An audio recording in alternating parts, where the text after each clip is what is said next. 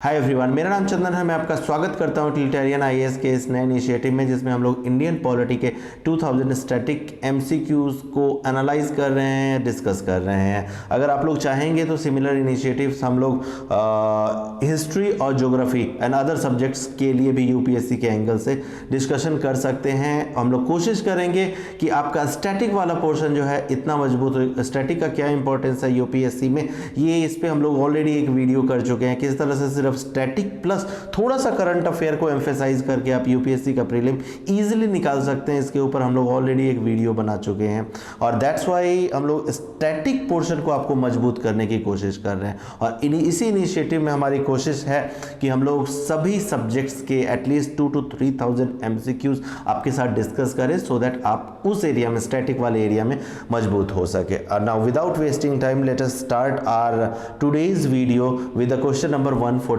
ठीक है, 141 to 160 20 question इस वीडियो में डिस्कस करेंगे, and in similar fashion will keep discussing in other videos another 20 questions. ठीक है, विच ऑफ द, पहला क्वेश्चन मैं आज का रीड कर रहा हूं। Which of the following cases may be considered as violation of fundamental right guaranteed under article 19 prohibiting women from opening up new IT offices. Yes, right to profession का आप violation कर रहे हो, तो yes, this would be answer correct. हम लोगों से पूछा है forcing people from certain caste to perform traditional occupations. Yes, again this is also violation of their fundamental rights under article 19. denial of general information regarding administration of government, तो ये RTI के अंदर आता है, और आरटीआई भी article 19 के अंदर कवर की गई है। सो करेक्ट हमें बताना है। So D, all 3 options are correct and hence D would be the right answer from my understanding. Yes, D is the right answer.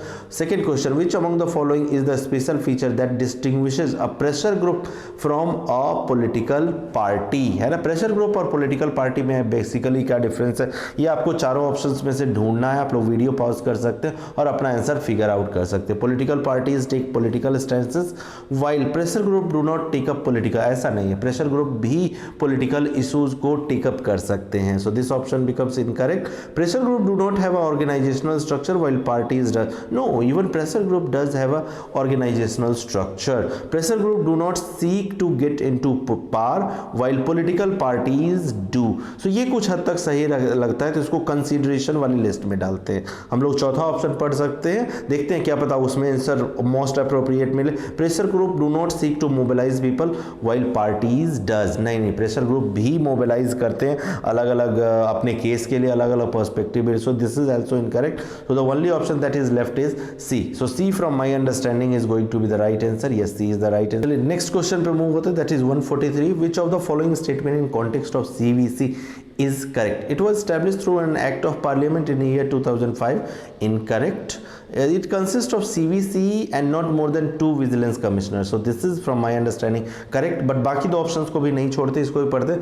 Civil vigilance commissioner can only be removed in the manner that was supreme court जज। नहीं, CVC has to present a report on its performance and only to the central government. That is also incorrect. So the only correct option is this B. So B from my understanding is the right answer. Yes, B is the right answer. 144. With reference to the State Finance Commission, consider the following statement and tell us the correct. Instructing word is correct बताना है। It is constituted by state government after every 5 years. So that is correct. It reviews the distribution of revenues between state and local government, and as also that between rural and urban local government. So that is also a correct option.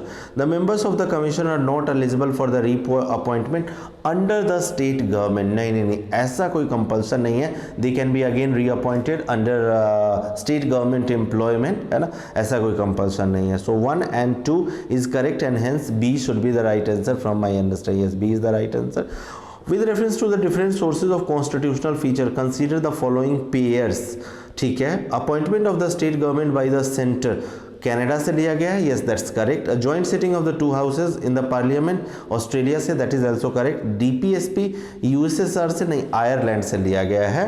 Right, correctly matched हमें बताना है। तो 1 and 2 from my understanding is the correctly matched, and hence A should be the right answer. Yes, 146 पे move करते हैं। Which of the following provision were part of government of India act 1919? There are 4 provisions of the 1919 government of India act that has been given, and you have to choose the correct code, right, it provided, oh answer आपका reflect हो गया, right, so I am not discussing, ये आप लोग discuss कर ले, मतलब देख लेना, क्योंकि आंसर पहले ही रिफ्लेक्ट हो गया, मैंने गलत टच दबा दिया है, right. 147, which of the following fundamental rights under Part 3 of the Indian Constitution are available only to the Indian citizens? So Article 15, 60 under which of the following fundamental rights under Part 3 of the are available only to? तो इस तरह का question हम लोगों ने already discuss किया है। Article 15, 16, 19, 29 and 30.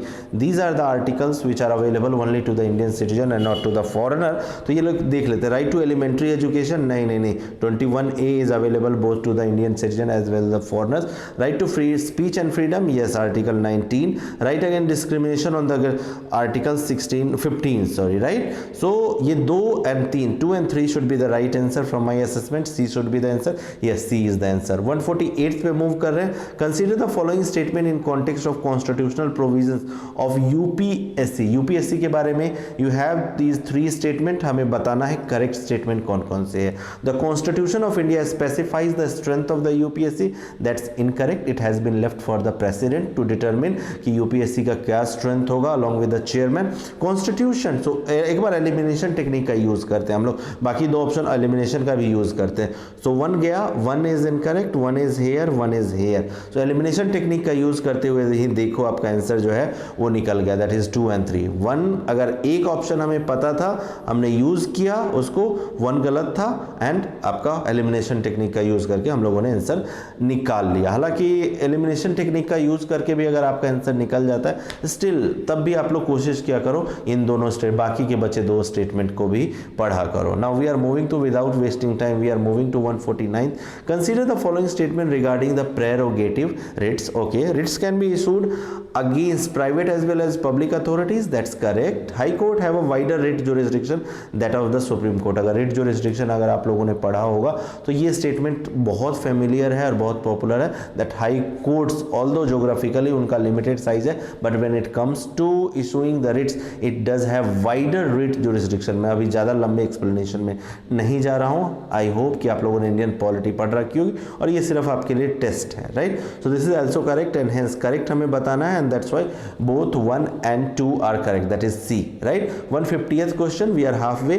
With reference to the acquisition of citizenship under Citizenship Act 1955, consider the following statement. हमें correct बताना, the children of foreign diplomat posted in India can acquire citizenship by birth, that's incorrect. If foreigner, sorry, just a moment, answer यहाँ भी reflect हो गया। If any foreign territory becomes part of India, all the resident of the territory automatically नहीं होंगे। Actually Indian government does have right under part 2 of Indian constitution that deals with the citizenship कि वो एक अगर territory acquire कर सकते हैं, it can create classes that this class of people are going to get the citizenship and this category of people are not going to get the Indian citizenship. So this automatically and hence both the statement because becomes incorrect and that's why D is going to be the right answer. चलिए next question में move होते हैं, that is 151. Which of the following provision of the constitution reveals the secular character of the Indian state? Preamble, yes, preamble में भी liberty of faith की बात की गई है। DPSP में भी आपका ये सेक्युलरिज्म दिखेगा आपको अगर डीपीएसपी के सारे आर्टिकल्स आप लोगों ने। फंडामेंटल ड्यूटीज में ऐसी कोई बात नहीं की गई है एंड फंडामेंटल राइट्स में तो of course article 25, 26, 27 and article 28 these articles has been dedicated right to religion की बात करता है। तो fundamental rights, so 1, 2 and 4, 1 to 4, where is the 1 to 4 correct हमको बताना। So A from my assessment should be the right, ये सही। Consider the following statement, और हमें करेक्ट बताना है। The office of attorney general is created by constitution of India, yes, article 76 that talks about attorney general is barred from private legal practice। नहीं, barred नहीं है, but उनको permission थोड़ा सा लेना पड़ता है। The Attorney General holds the office during the pleasure of President, that's correct. So 1 and 3 is going to be correct, हमें correct बताना है and that's why C is going to be the right answer. 153, consider the following statement in context of National Commission for Women. It is a non-statutory body, no it is a statutory body, so this statement becomes incorrect, हमें correct बताना है। एक बार elimination technique का use करते हैं, तो elimination technique का use करते हुए 1 and 2 ये A and D has been eliminated। Now let us see, either 3 is right or 2 is right. Let us see. Only a woman can be the chairperson of the National Commission for, ऐसी कोई compulsion NCW के constitution में नहीं लिखा गया है कि only women can be. Generally women only, because a woman only can understand, but उनके कॉन्स्टिट्यूशन में NCW के जो प्रोविजंस है उनमें कहीं भी एक्सप्लिसिटली ऐसा नहीं लिखा गया that only women, and that's why obviously only 3 can be the right answer from the given option, right? So B is going to be the answer. 154th पे move, which of the following can be included into the definition of the state used in different provision concerning the fundamental right? Article 13 में आपका क्या क्या state, sorry article 12 में आपका क्या क्या state है उसके बारे में, public sector bank, electricity board and district planning boards, right? तो ये सभी स्टेट की डेफिनेशन में आएंगे, and hence D should be the right answer. D is the right answer. 155, the idea of constituent assembly was first put forward bye M.N. Roy. D is going to be the right answer. कोई discussion की जरूरत है. DPSP provides for, correct हमको बताना, it goal and objective that society should adopt. Yes, DPSP talks about this as well. The rights that individuals should enjoy apart from the fundamental rights.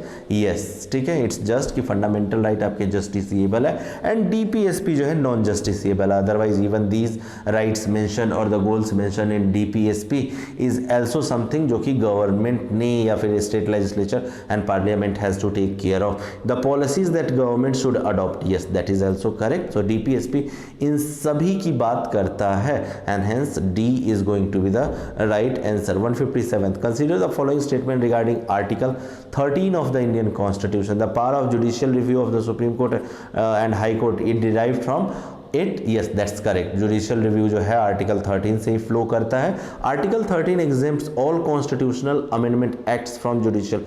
ऐसी कोई बात article 13 नहीं करता है, and correct बताना है, and hence only first statement is going to be correct. 158, consider the following statements. 3 statement, 3 statement has been given. In a federation, the powers of federal and provincial government are clearly, and we have to tell not correct, right? So in a federation, power of federal and provincial governments are clearly demarcated. So that's correct, and we have to tell not correct, right? So 1 of course will not be among the option. So 2 and 3 is going to be the right answer. Hey, what is this? In federation, the powers of federal and provincial government are clearly demarcated. That statement is correct, right? So if that statement and it is asking not correct, then B should be the right answer. C is wrongly marked, right? Consider B as the right option. Now we are moving to the next question, that is 159th. Which of the following is our features of fundamental right guaranteed by Indian Constitution? They are absolute and sacrosanct. No, fundamental rights are not absolute. They can be changed by the parliament. They are available against the arbitrary actions of state only. No, they are available against the actions of citizens as well. Some fundamental. They are enforceable only in the high courts and supreme court. So that option is correct, and we have to tell the correct statement. Hence 3 from my understanding. A is the right answer. Yes, A is the right answer. 160th, Jawaharlal Nehru was the chairman of which of the following committees of the Constituent Assembly? So this I am not discussing, this I am leaving for you to answer, because this happens to be from chapter 2, making of Indian Constitution, right? और ये factual statement, so this I am not discussing. I am leaving for you to let me know into the comment section. So with this we are wrapping up this video set of 20 question. In the next video we'll come up with another 20 question. Until we come up with the next video, till then, bye bye.